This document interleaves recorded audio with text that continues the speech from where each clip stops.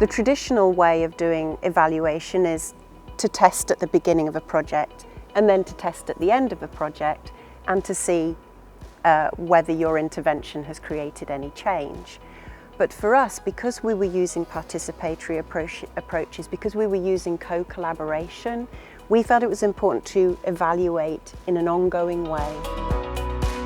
Our teams thought their pilot action would head in one direction, but actually for circumstances, and COVID is a very good example of a circumstance,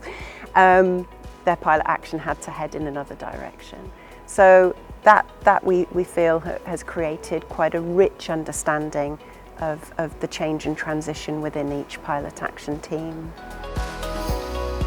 It's been very important to think about the theoretical concepts,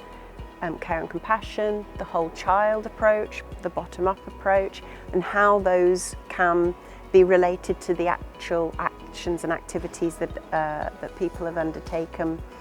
So we've created a variety of tools across the different work packages that our pilot action teams can pick up. And some of those tools,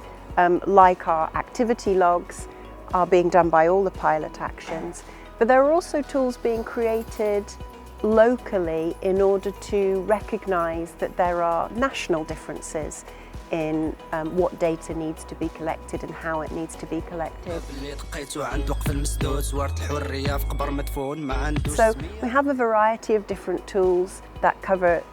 different levels, whether that's reflecting ourselves as researchers, whether that's gaining opinions from key stakeholders, and then of course the most important, the children and young people who are the backbone of our study, of course, because really this is about children of migration, how migration impacts on their lives. The aim now is for us all to gather all of this information together, to make sense of all our pilot actions and share with our replication teams what we have done,